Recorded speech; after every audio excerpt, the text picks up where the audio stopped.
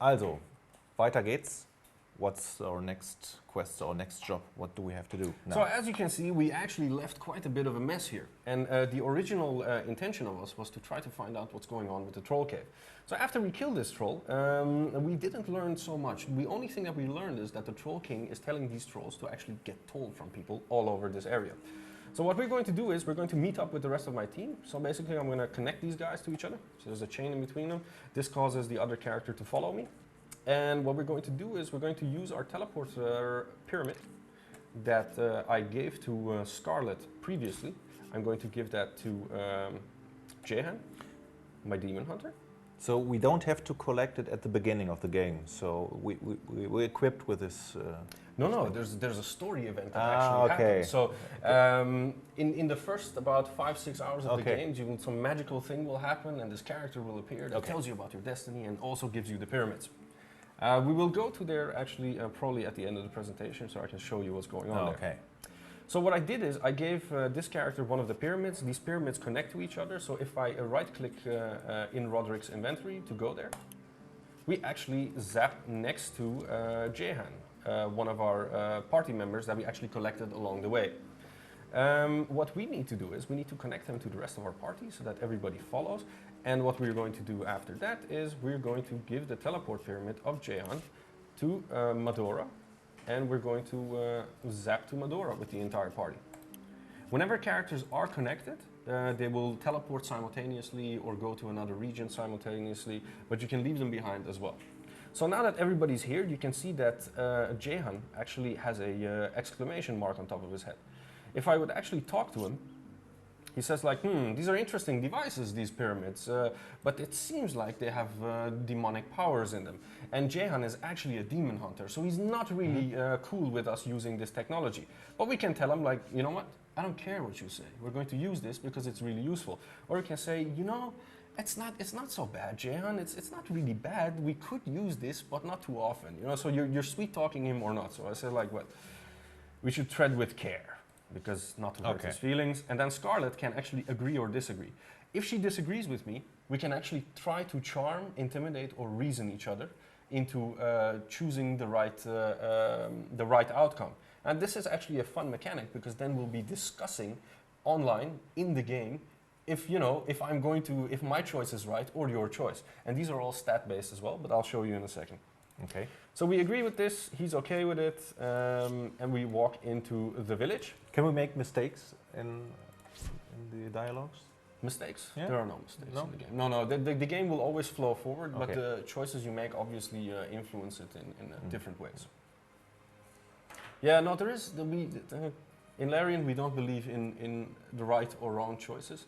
There's always, when there is choice, it needs to be just as interesting either way. So that's, we don't really like to force ideas upon gamers. So here we are at the village of Silverglen. I'm going to enter Silverglen. There's a guard at the door. She's an initiate and she says, in the name of the goddess, halt. Who goes there? Something fishy here. So these guys are part of a cult, and this cult is known to make certain things that are called bloodstones. Now they use these bloodstones to heal people, but they make these bloodstones with source magic.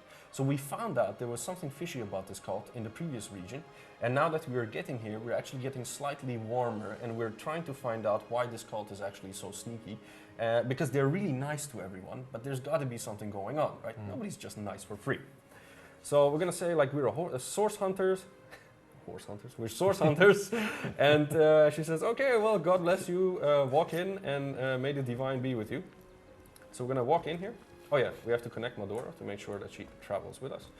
She's moving in. So we're gonna move into the village. This little thing here is a little abbey. And inside this small church, improvised church, there is an immaculate priest. Oh, hold on. That's where I leave. Sometimes the camera gets stuck. So this guy, he's actually a priest here, and he's trying to convert people to join this religion.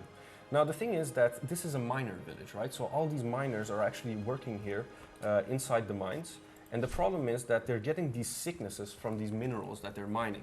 And what these Immaculates are doing, this cult, is basically saying like, come to us, we can heal your sickness. And that's how they actually gather more and more people to do the devious things that they actually want to do.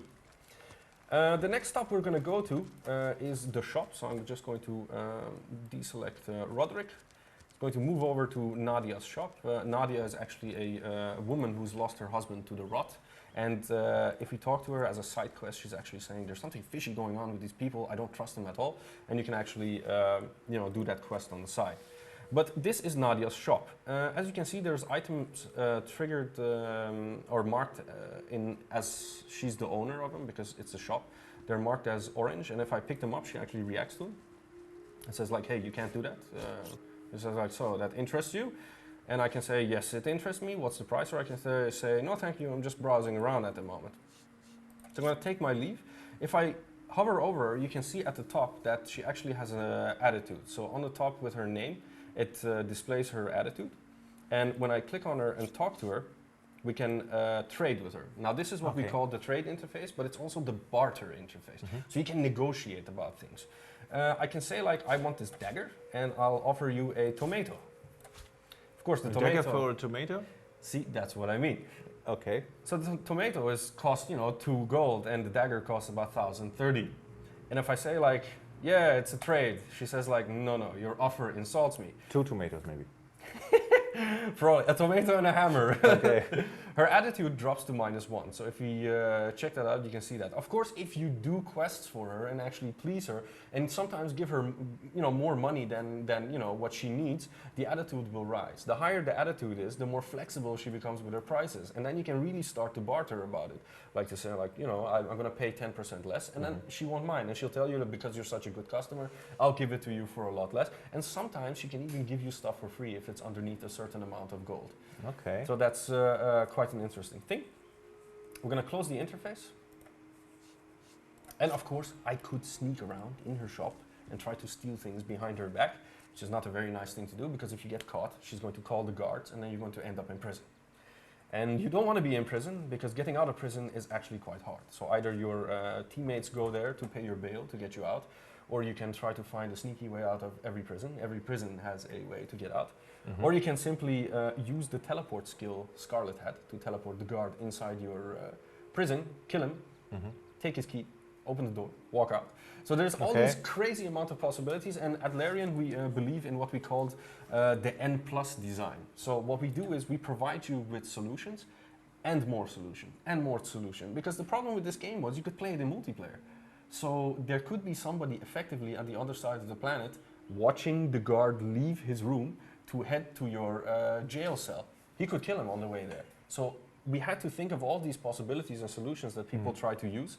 And because of this multiplayer, this counting on these multiplayer possibilities, actually the single player has become a lot stronger experience because of this, because literally anything is possible in the game.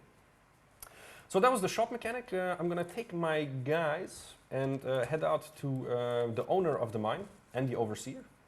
It's a very interesting little situation I can show you there. They're currently discussing the problem in the mines. Because obviously every mine in an RPG should have a problem, otherwise it wouldn't be a mine. When we enter their office, you can see that they're discussing some stuff with each other, but we're going to talk to Brandon, who's actually the manager. And the important thing is we're talking to Brandon to actually find out what he's doing here. And what he's telling me is that he's in this very shitty little village, he doesn't like to be here, and he has this retirement plan. So we say, about this retirement plan? And he says, well, he knows that the Troll King actually has this very special mineral called black rock. And this is the mineral that's making these miners so sick. It's kind of like a uranium grade rock that makes weapons and things more powerful. But what he's saying is, if you sneak into the Troll King's cave and steal his stash of black rock, we can sell it and split the deal, and then I can get out of this shitty village and you can continue with whatever you're doing. Okay. So we have this extra side quest concerning that right now. The journal is updated. He's happy. He's probably going to walk out. I'm going to ask Madora to discreetly close the door. So of course you got the main quests, and you've got a lot of plenty of situations and side quests as well on the side. And also, what I would like to point out is this game doesn't place map markers on your map. So can you show the map? Sure we can. I bring up the map. Okay, okay. So you don't have markers?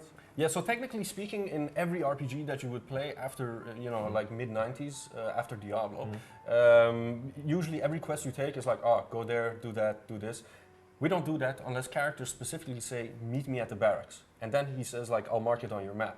Otherwise, you have to keep an eye on it. You have to place your own map markers. You can put your own notes in there as well. Because, well, I don't know if you remember, but, the Ultima games and like the Shadowrun game, all the old games, they were really, they relied on the intellect of the player himself to actually take notes and do things. And this actually involved you more in the quest and the adventure that you were in, instead of becoming this convenience of go there and collect your experience and loot and move on.